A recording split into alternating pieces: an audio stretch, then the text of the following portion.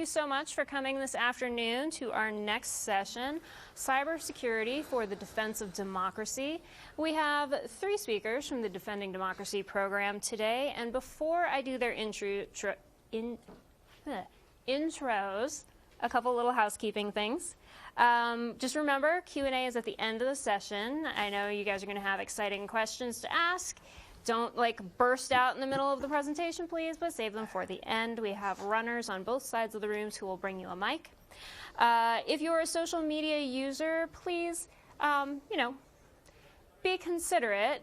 Don't, if you have concerns or hard questions, before you drop them on Twitter, please take advantage of the Q&A time to ask them. Because we're trying our best to be very transparent and honest and open about some of the programs going on at Microsoft today and have that dialogue with you. And so dialogue happens best in person versus with the entire internet. But feel free to tweet as well. And then please turn off or silence your mobile devices. I don't have a cute little video like in the movie theaters, but you get the idea. So, getting started with our next session, we have Jan Nuyts, Bobby O'Brien, and Ginny Bedans. I'm sorry, I should have checked that first. Here to speak with us today. Bobby is a senior cybersecurity strategist and the program management lead for the Cybersecurity and Democracy team.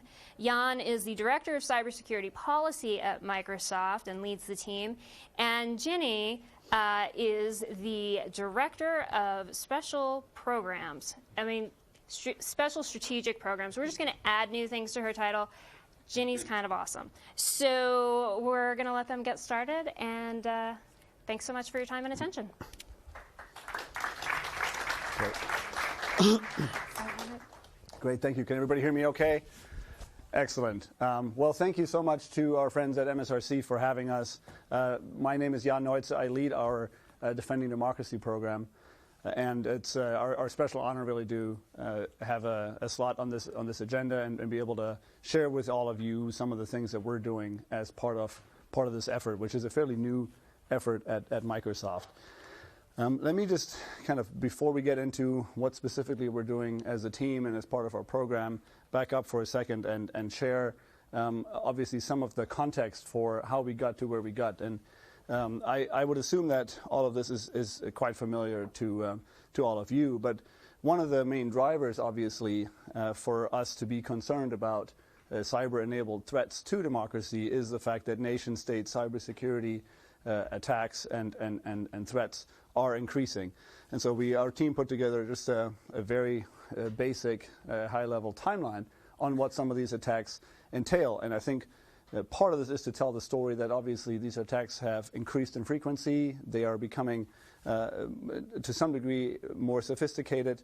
And one of the, I think, things that are of most concern is the targets that these actors are going after are no longer some of the more traditional targets and motivations really for financial gain or maybe more traditional military espionage. It has really become a tool in trying to interfere with some of the most core processes and institutions that underpin our democratic societies. That was evidenced not only in the 2016 US elections, which I think we're all familiar with, but frankly, it's been a concern around the world for many democratic countries. When you look at the French elections in 2017, the fact that the German parliament got compromised in the run-up to the German elections, and when you read some of the reporting out there, the Canadian intelligence agency recently put out a report that estimated that about 40 countries in the last 10 years or so have had their electoral processes targeted through cyber means by nation-state actors. So this is certainly something that is on the rise, and I think it is of concern to all of us. As I mentioned, we have some prominent examples of this, and in part because of what we're witnessing, it sort of occurred to us, and it seems to us that democracy itself really needs a cybersecurity strategy. And part of this context has then led Microsoft to decide earlier this year that we need to do more. That we can't just rely on the fact that governments or others in industry are going to take steps in this regard, and we're all aware that many governments are very concerned about this and are taking important steps. But we too, from a Microsoft perspective, need to think about what we can do in this context from a much more holistic perspective.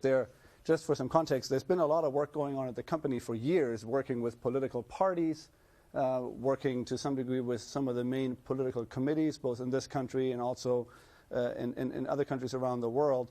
But what we wanted to do by launching the Defending Democracy program is to bring all of this together in sort of a more robust way. And when we announced the program on April 13 of this year, there were sort of 4 things that we said we were going to do, and so 4 core pillars to our program. One is to think about ways and very actively work with the campaign ecosystem to protect campaigns from hacking and help campaigns better protect their infrastructure and the way that they are able to secure themselves. And so campaign security is a huge component of this work.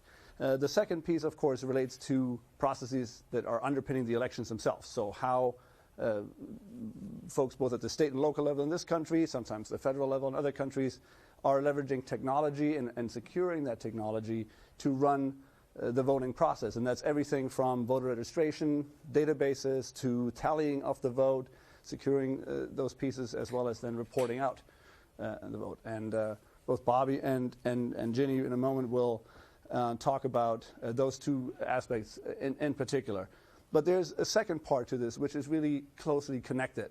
And I think we are, in our minds at least, well advised to think about the threats to democracy in a holistic manner. It's not just the underlying infrastructure that we're concerned about.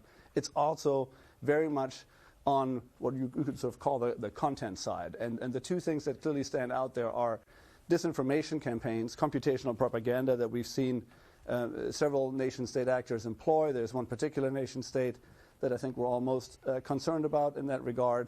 And then there's the issue which is closely related, and that's advertising, political advertising, especially in the online space, and the transparency or lack thereof that we all need to take a hard look at and figure out what we can do from an industry perspective, what some sound policies in that space look like, and so on. So that is my quick intro for you in terms of what we're doing. We're very much looking forward to broadening out our partnerships as a program. As I said, we're a fairly new effort. And if you want to get engaged with us and our team, please do reach out, both if you're working on these problem sets from a technical perspective. If you're here representing a government organization, we'd love to hear from you and learn from you if there are initiatives going on in this space. And I will, with that, turn it over to Ginny. Thank you. There you go, Ginny. Thank you. Okay, so campaign security. There are a few things to think about. Jan's already alluded to them when we talk about campaigns and why they need special attention right now, not just in the U.S. but abroad. Of course, we know about what happened in 2016, and as he mentioned, there are a lot of other incidents in other countries as well, where information was all of a sudden weaponized. It wasn't used for traditional espionage like we've seen it previously, but it was used in a new and kind of different way. But before we get into the details of what we're doing now, I think it's helpful to talk a little bit about how Microsoft's been engaged in the campaign space previously. There were teams who have already been working with the political campaigns and committees. We supported the Iowa caucuses in 2016 through technology solutions to help them get the vote right and get the results reported on time. We also supported the national nominating conventions for the 2 parties in the U.S., and that was really an infrastructure build. We helped with both security as well as just their operations as they led up to the conventions. So this is a space that the company has been paying attention to, has been plugged into and engaged in previously. But when we think about campaigns and the party committees and the folks who are in that ecosystem, and we think about it from a security standpoint, there are a few things that make them a little bit different. Campaigns are traditionally not very well funded, and I'm speaking in the U.S. context right now. And that is somewhat contrary sometimes to what you might hear in the media, where you hear about millions of dollars, especially because the U.S. has such a different system. Sometimes people have this impression that campaigns do have a lot of money. The money is all based on donor contributions from donors, and they are often fighting for resources as to how they want to spend that money. And they are motivated by victory, right? So they're going to spend the money on ways that they can see to getting out the vote. And it's often very difficult to get them to spend those hard-earned funds on basic infrastructure and IT setup. The other thing to think about is campaigns are often like startups in that they start up really quickly, they've got an influx of some money, and they have to build out really quickly. The difference, though, is that they crash and they're over soon after. So there is no longevity in what they're trying to build. They're built to be temporary. And that is not a great scenario when you want to emphasize security and get them to think about security. They don't hire IT teams. Occasionally they will. Some well-funded campaigns will actually have an outside IT firm that will do work for them.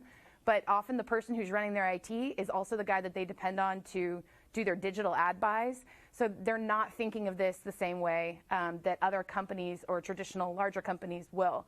But when you combine that with the vulnerability that they experience right now, especially, and the fact that we know that they are under attack, and the fact that we know that there are nation states and others who want to get into their emails, who want to get access to their documents, that's really kind of a recipe for disaster. We already talked about the context, so we'll move on. So many of you probably heard about, in fact, many of you were probably involved in an announcement that the company made earlier this last month, referencing some spoofed sites where Microsoft, again, folks probably in this room, identified that there were sites that were being spoofed for phishing attempts, particularly for the organizations IRI, which is International Republican Institute, and the Hudson Institute, as well as a generic Senate site and also a Microsoft site.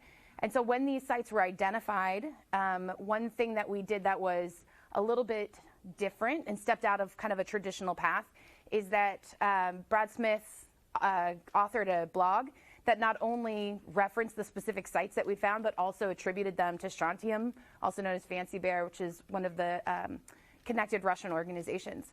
So in that announcement, one thing that you may have heard about as well was the release of a new program that our team is running that we're calling Account Guard. So just want to talk a little bit about what Account Guard is and who it's targeted for, because we have identified the need that these campaigns have for some additional protections. One thing that we as a team wanted to identify early was how can we, between now and the midterm elections, how can we come alongside our customers? So these are political campaigns, committees, as well as think tanks, democracy advocacy organizations, and then also some of the vendors who are these little small companies who do work on the tech front lines for these organizations as well. How can we come alongside them and help them protect themselves as they lead up to the election? And so Account Guard is fundamentally about offering three things. First and foremost, it's about education. I guess we can go on to this slide. First and foremost, it's about education. And the reason for that is we did a little bit of sort of a listening tour with some security professionals, many of them probably in this room, where we wanted to understand how we could come and help these customers and these folks. And the first thing we heard was, look, there's no voodoo that the security community can do that's going to be better than these guys turning on multi-factor authentication. There's nothing that we can do to help track or monitor attacks against them if they're not showing that they can have good passwords. And we took that really seriously, because while we are enlisting support of folks like you and across the company, we do also want to make sure that we are talking to these customers about what they can do to protect themselves with the equipment and the features and the tools that are already there. And so with that in mind, we lead with education. So when folks opt into the program and enroll in it, the first thing that we do is send them prescriptive guidance. And we start talking to them about, hey, we know you're using Office 365. Here are some really easy ways that you can protect yourself with the program that already exists. Here are some ways that you can turn on multi-factor authentication, at least for your admins. Okay, now let's roll it out to the rest of your users. And then we also give them guidance on things like best case scenario for how you can teach your employees to use better password security. And we use things that are not just Microsoft focused, but also based on other products that are out there, because we're really trying to educate them about how they can have better security. So education is the first tool in Account Guard. The second is what we're calling cross-account notifications. So what is kind of unique here is there's a process already that if our threat intelligence team is aware that a customer has been attacked or breached by a nation-state actor, that we go through a process by which we notify them of that. But what's unique about Account Guard is we're inviting them to include individuals within their organization. So it's employees, maybe if we're talking about a campaign, maybe it's the spouse of the candidate. Any individual who is going to likely be targeted because of their affiliation with the group that is opted into the program, if they have an individual personal Microsoft account, so that's a hotmail.com or an outlook.com account, they can also opt into Account Guard individually. They'll get access to the education components that come with it already, but what they'll also get is they'll be granting us permission that if they are attacked or breached by one of these known nation-state actors and we detect it, we can then notify their organization that we see that happening on their individual account. So what this is doing is trying to close an information gap that exists in this election community. So the example here, as we've already referenced, is the John Podesta situation where his personal Gmail account was attacked and hacked because of his affiliation with the Clinton campaign. However, no one really knew that the two were connected because, of course, they were separate accounts. And so with the permission of the individuals, we're now able to notify the organization they're affiliated with if we see that activity. It also provides a better mapping situation for our threat intelligence teams so that they can tell that this random hotmail.com account over here is actually the campaign manager of this really important Senate race. And that provides them with a better mapping of what the threats are. And then the third aspect of the program is that we're providing access to private previews. For folks in this audience, that's not all that interesting or new, but when you think about the pace of a political campaign, you think about where their attention is and their focus is, they are not paying attention to our latest and greatest Office 365 security private preview. They don't know it exists, they don't know how to get to it, they don't really care. So what we're doing is reaching out to them and saying, hey, there's a really cool program that we think will really make your security better, and we sort of walk them through the process of getting them enrolled, or at least, at the very least, making sure that they're aware of it. So that's Account Guard in a nutshell, and then Bobby's going to come talk to you about our work with election integrity. Great, thank you, Jenny. So I want to talk briefly today about election integrity. I want to start actually in the year 2000, which many of you remember that election, not for security reasons, but because of the issue of hanging Chad and other issues around ballot discrepancy. So what did that do? In effect, what it did is it shone a lot of light on the American election process. It brought to light a lot of significant issues with that process and ultimately stimulated some congressional action in terms of the 2002 Help America Votes Act. In 2016, we had a little bit of a similar scenario. The difference was it wasn't necessarily discrepancy in ballots resulting from hanging Chads, but instead security incidents that brought election integrity into question. So where did that lead us?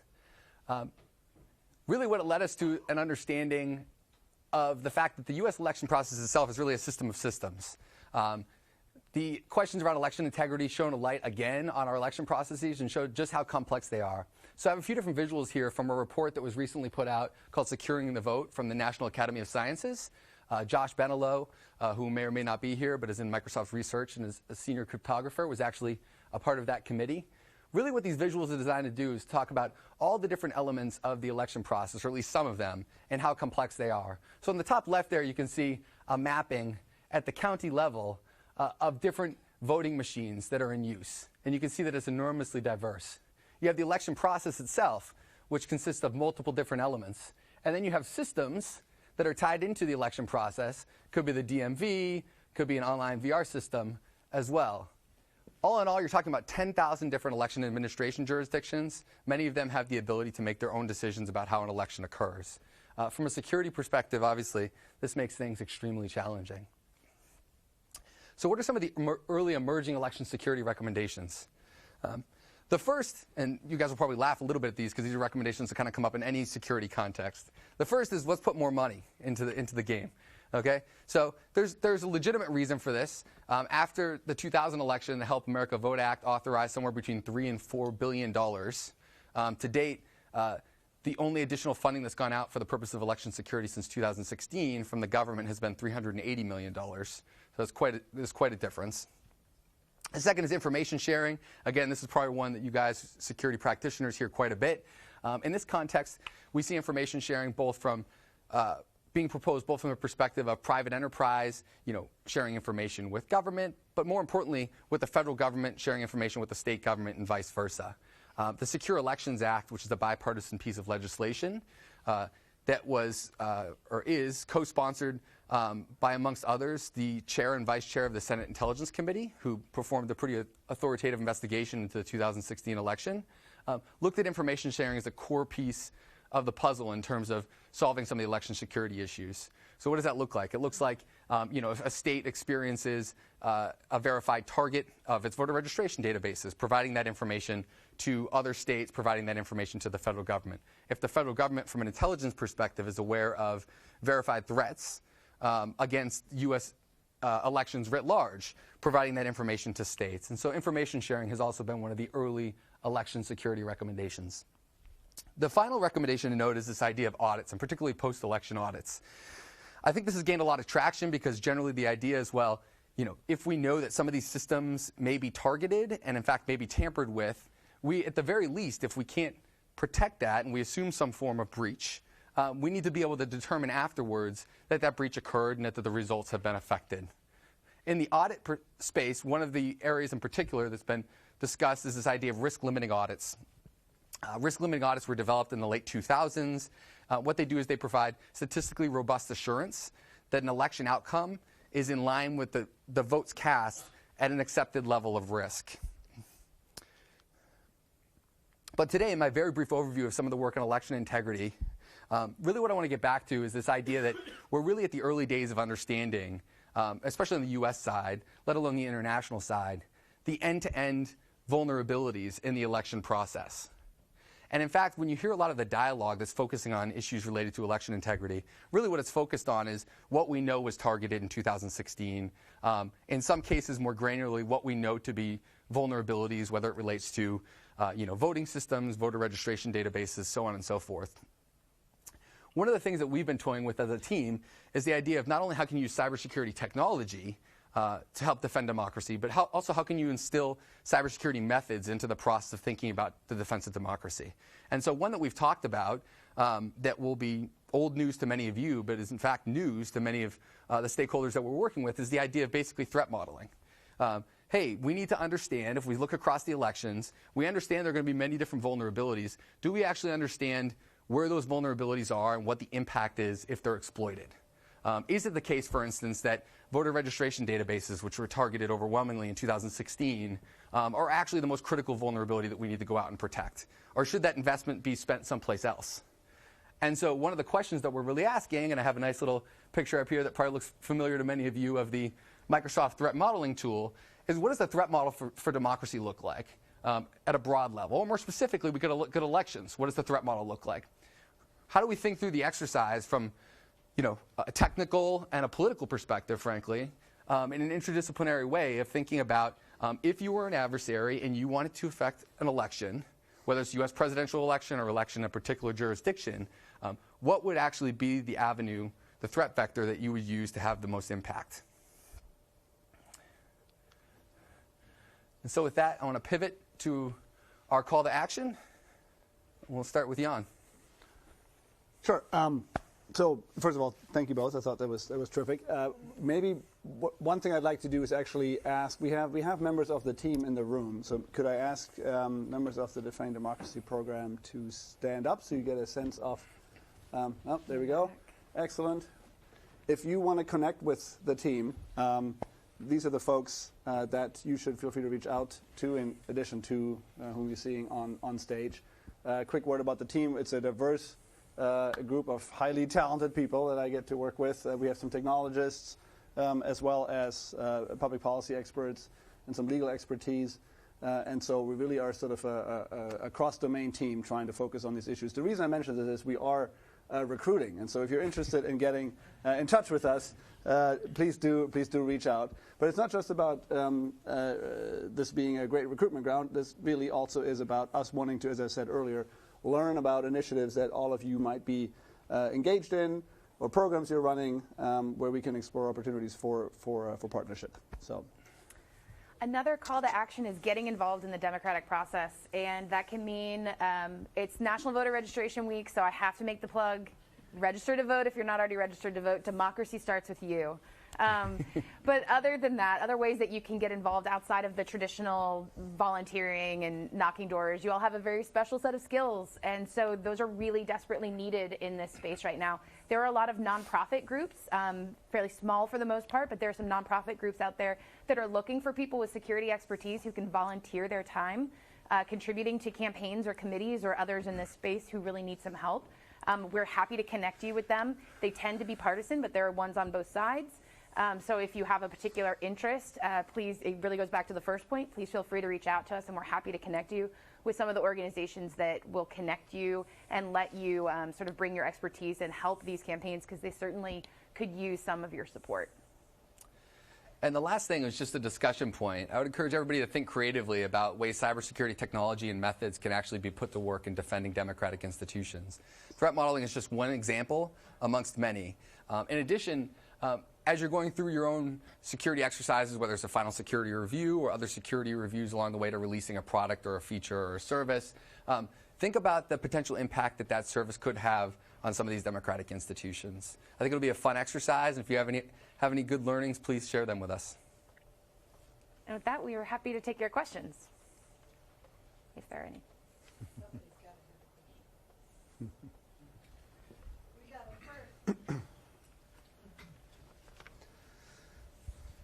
Hello.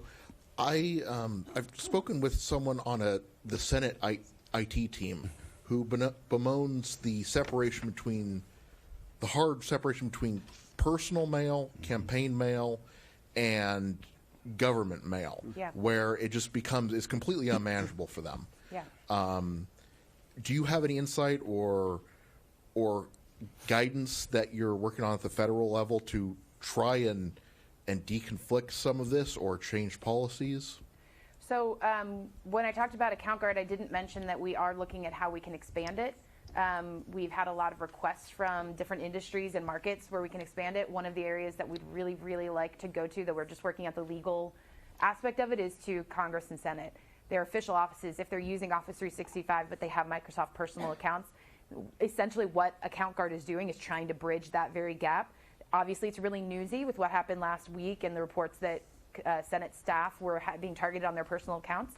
We can't, of course, have much control over their personal accounts if they're not related to Microsoft products, though we do talk to our colleagues at other companies, and I know everyone's really thinking about this right now. But the way that we as Microsoft can impact that is trying to bring Account Guard to other groups like that and try and bridge the gap between those accounts.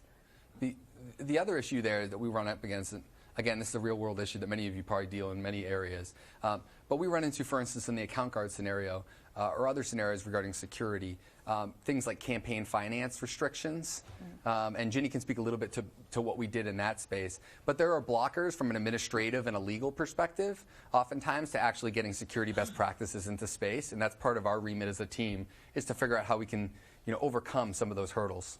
Yeah, it was our goal to do it from the beginning, but there's legal concerns. But to his point, one thing that we did, we are offering this to political campaigns right now.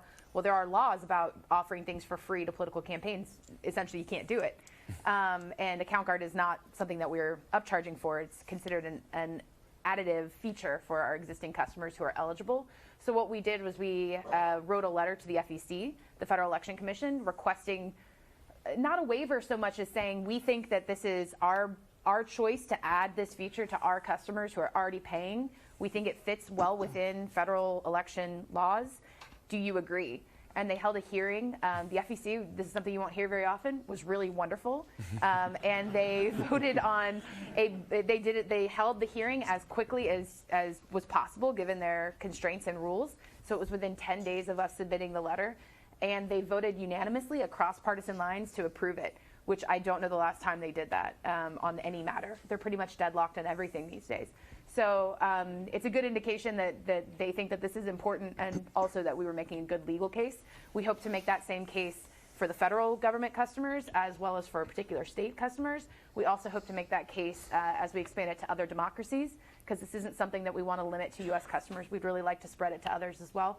But as you can imagine, every country has its own rules, its own laws, GDPR, like there are a lot of things to consider. And so we're working on expanding it as best we can elsewhere. Yeah, maybe I'll just pick up on that last point. So really important.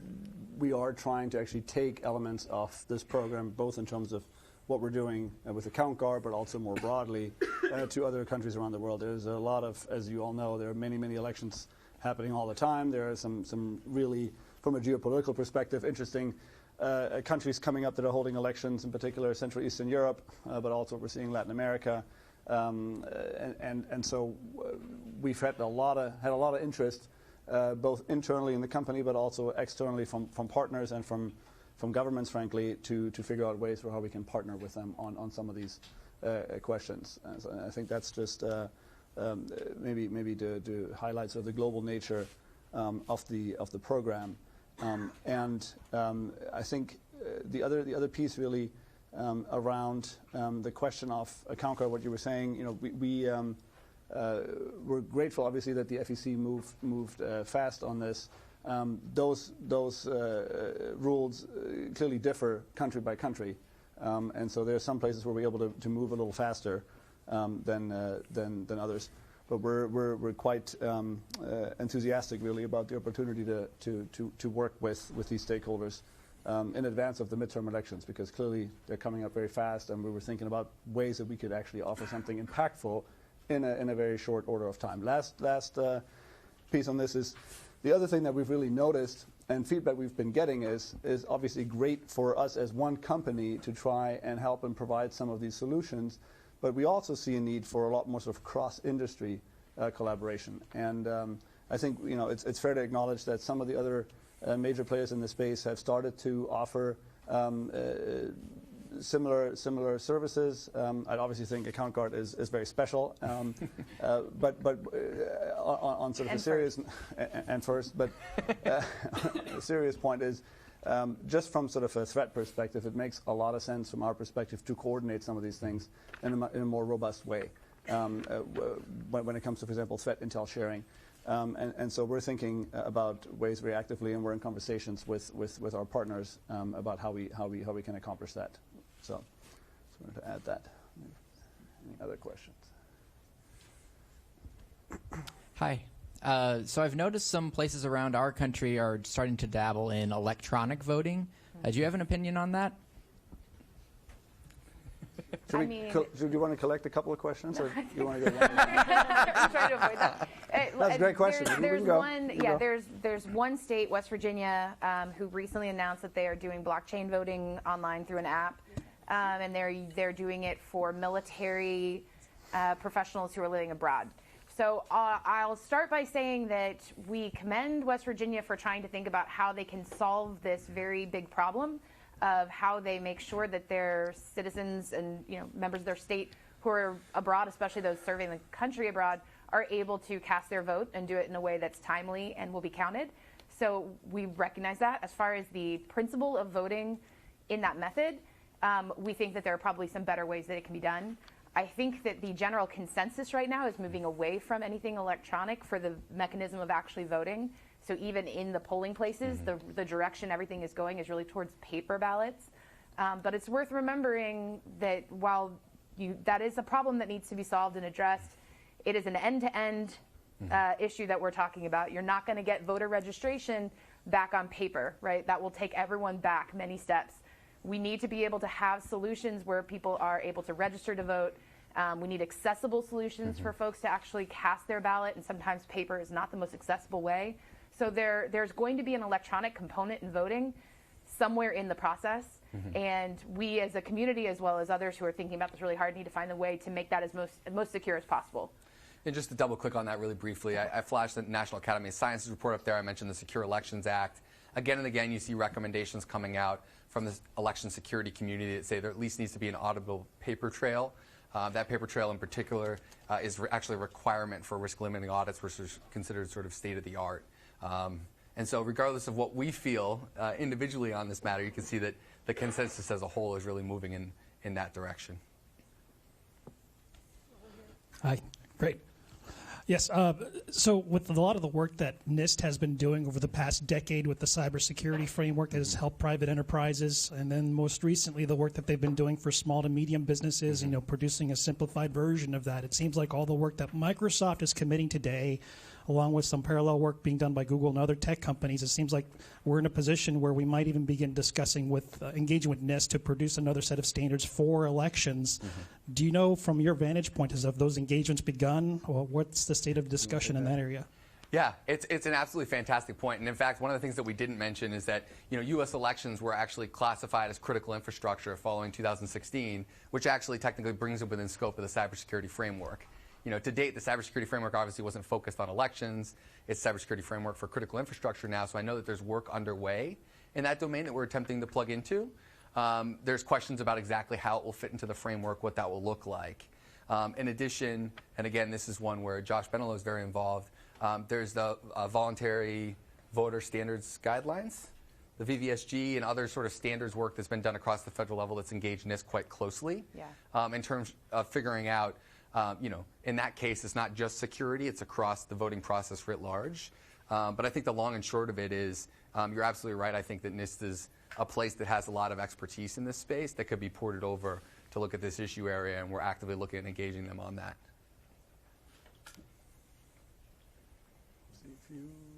Why don't we start in the back? Who wants to call work her? our way forward.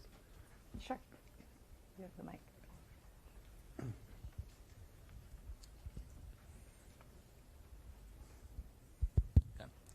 Good afternoon. I wanted to ask to one of the points that you made earlier about how within industry we have a lot of companies wanting to work together on this kind of topic. I'm actually very curious in terms of U.S. government, for example, is there a lot of interagencies wanting to work together for these things? Because kind of looking at government, it feels like there's a bit of a hands-off, like we're going to handle it our way, we're going to handle it our way. So I'm very curious, is there that actual collaboration between various government agencies for this type of topic?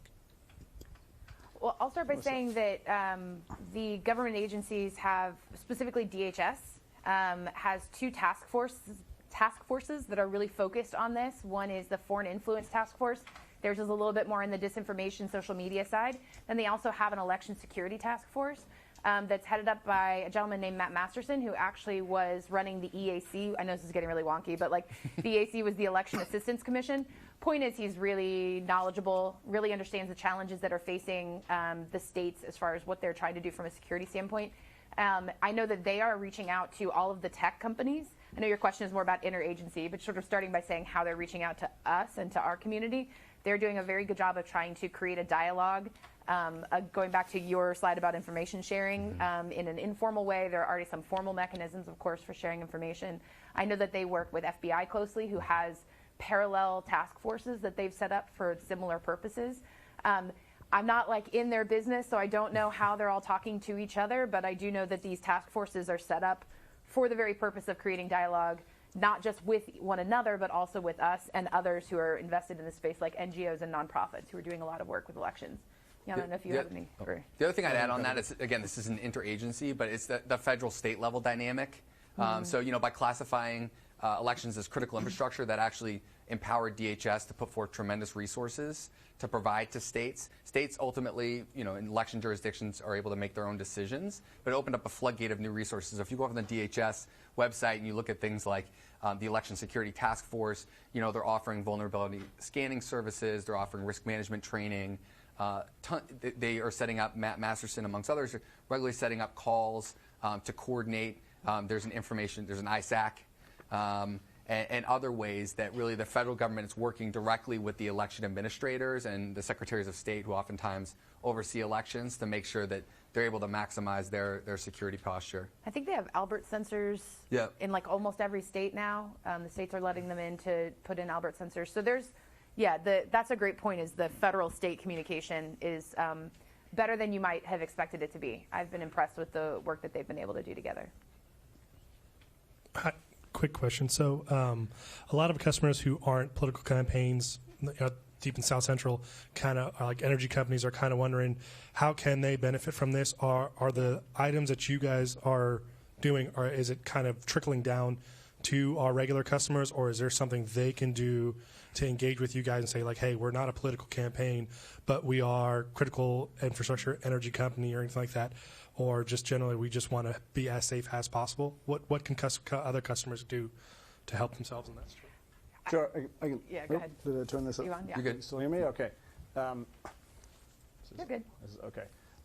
I just say, our program is part of a broader effort at the company that is looking both into cybersecurity policy from sort of a perspective of best practices recommendations, things like helping to actually explain the NIST cybersecurity framework, which we certainly contributed to, as well as, and this is a little bit more specific to the efforts that you're seeing here, also connecting to different security teams across the company. And so that's both on the proactive side when it comes to security assessments, but also on the reactive side. And so one of the things we've been doing for this team is actually pull together what we sort of call a broader virtual team across the company that ties in these different pieces. Of course, there are many established processes that Microsoft has, not only MSRC, we got the CDOC, the Cyber Defense Operations Center, and so on, that sort of are part of our broader security posture. But we try certainly whenever we come across things that we think are applicable for other stakeholders, customers, to make sure that some of the, not only the work that we're doing, but some of the lessons learned, and ultimately some of the sort of services that we're standing up are going to be made available to broader audiences. So one example is Account Guard, right? We're already seeing that we saw so much interest from sort of the broader policy community and sort of democratic institutions that we decided to, at launch, go beyond just political campaigns, but also focus on think tanks, research institutions, et cetera. We're actively thinking, as Ginny said, about broadening that out further.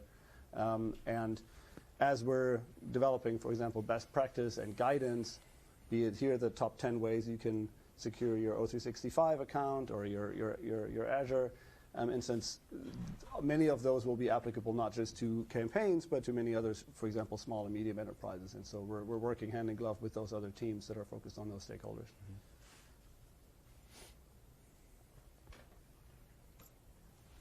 Here.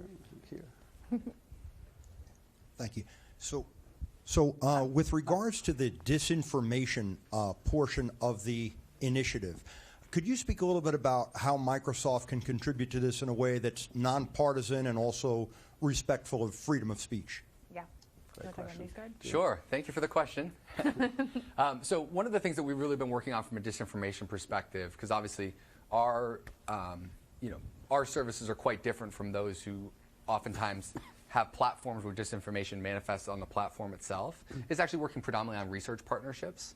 And so some examples of research partnerships are the Oxford Internet Institute in the UK, who's created an international election observatory, which is effectively taking sort of their tried and tested methodology for measuring the effect of particularly computational propaganda, but also some other misinformation efforts, and applying it to specific election scenarios. So they recently put out a report on Sweden. They're working on Brazil, obviously the U.S. election. We're also partnering with Princeton University, who's developing what they think are disinformation detection tools. I would also say that there's a lot more work occurring organically at the company in this space than I had expected when we originally came into it, which is to say a lot of very smart technologists and security professionals, some cases working on this in a hackathon context, in some cases within Microsoft Research, working on this from a technology research perspective, an economics research perspective. And so really the way that we've been focusing on this is predominantly through creating new partnerships and trying to energize the ecosystem who's focused on this issue area. You want to say a word about NewsGuard? Sure, I can talk about that as well. So another prominent partnership that we announced was a partnership with an organization called NewsGuard. NewsGuard Technologies was founded by Stephen Brill and Gordon Krovitz. One of them was traditionally associated with the left side of the political spectrum, one on the right side. They're longtime experienced journalists who hired a number of different analysts, typically individuals who also have backgrounds in journalism, to effectively go look at online news media. In particular, I think it's like the top 98% of shared online news media in the English language in the United States. And from a journalistic perspective, create a series of 9 transparent criteria, go to the source level, which is like the site itself, the digital news media outlet, not at the article level, and determine from their perspective how that site lines up against those criteria. They then manifest that in what they call a nutrition label, which is something that's always very easy for all of us to digest. In technical terms, they have launched a Edge extension as well as a Chrome extension that you can actually install with one click.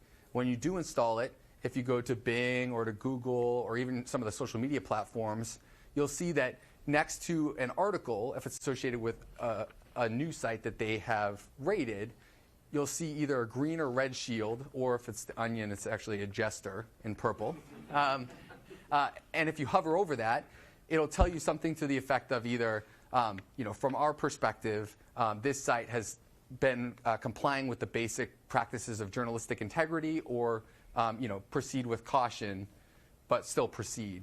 It also has more information from a nutrition label perspective that you can click on and get lots of extra data in terms of their perspective on that site. Microsoft helped.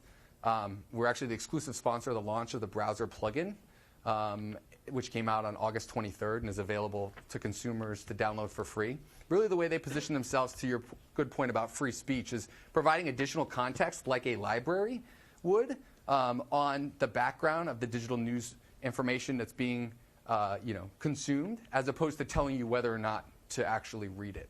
Yeah, it's really important to understand their approach is not in any way about censorship, right? Which tracks very well with our own approach to this. This is about providing additional transparency and provenance about the news source. And so we think it's a terrific effort. They have an ongoing partnerships with libraries around the country where they're trying to roll this out. Los Angeles Public Library, Hawaii, many other public libraries as well. Yeah, and I think they're working on rolling this out also via an API that different platforms can then pull in. So we're Sorry. Bless you. My mic's Very excited about the NewsGuard partnership, I can tell. You're right there. What are the biggest challenges you've faced onboarding users and campaigns to defensive software like Account Guard? Yeah, it's a great question. It's getting their attention, and honestly, it's getting their, what are we, 40 days out or something from the midterms right now? And so getting a campaign to have the person who's in charge of their IT, if they can find that person, to go online and request an invitation, or if we've invited them, to get them to respond to it. It's a lot about sharing the information. So we've tackled that in a couple ways. First, we reach out to them directly as best as we can identify our customers in that space. We also have been working with the national party committees. I'll say that every eligible national party committee has enrolled in Account Guard, and they are. You should mention a few names so people get a sense of. Okay. Oh, wait, that's right. I'm sorry. To say. No, you shouldn't mention a few names. It's anonymous, but That's you can right. kind of on fill in the both gaps. sides of the aisle, just to be clear. Yeah, don't mention names. It's a bipartisan grouping, we'll just say that. But they've been working with us as well to get the news out to their campaigns. I will say that it took a little while because we had to get that FEC opinion before they would really buy into it. Understandably, they didn't want to put themselves in a position where they join a program and then later it turns out it's illegal, which was what we were thinking when we went through the process. So we were really glad that it worked out. But yeah, the campaigns, the committees have been helping encourage the campaigns to find us and to enroll. And that's been really beneficial. In fact, one of our colleagues, Dave, is going to be doing a webinar with one of the committees just next week, where they're going to have all of their campaigns join, and he's going to talk to them about Account Guard and sort of espouse the virtues of it and why they should enroll. So the biggest challenge has been awareness and attention, like even if they're aware of it, just getting them to actually engage. I think we probably have time for one more. I was going to say one more question. Okay. Do you have someone? Y'all tell me. Okay, up there. So between nation-state level actors and financial constraints and lack of awareness, it seems like compromises of especially of campaigns is a question not of if but when. Yeah. And so I'm curious, is there any thinking around risk mitigation of somebody is going to get in, can we make sure that a candidate's entire email history doesn't get dumped to WikiLeaks? Well, one thing that we talk about when we talk about education is essentially that, like, have a plan. Of course, no one wants to get hacked, but if you get breached, do you know which federal officials to call? Do you know your local FBI person who you're supposed to reach out to? Do you know, do you have a comms plan? That's something that, for example, the Harvard group at the Belfer Center in Harvard have been doing a lot of work on reaching out to this whole community. There's a whole lot of stuff that they're doing. It's really great. You should check out their site. But one thing that they're doing now is a comms plan to make sure that they know how they're going to respond to the media in case this happens, and that they've thought about it beforehand. So there's certainly conversations happening. We're part of it. Others are as well, to think about what happens if and when that breach occurs. Another thing we didn't really talk about on Account Guard, I need to add it to my talking points. I don't know how I missed it. If that happens, if we go together with our colleagues and do a notification of a breach to one of these customers, we are going to immediately follow up with remediation recommendations. Now, because of a lot of federal laws and whatnot, we can't actually go in and do remediation, but we can offer them some potential next steps. We can make recommendations for vendors given their particular situation or what we are aware has happened. So we are thinking about the worst case scenario, though certainly we're leading with the, hey, try not to let that happen. But if it does, here's some things that you should have planned ahead of time. So that's a great point, because it's going to happen. All right. Thank you all so much. Let's give them a hand. Thank you, guys. Thank you. All right.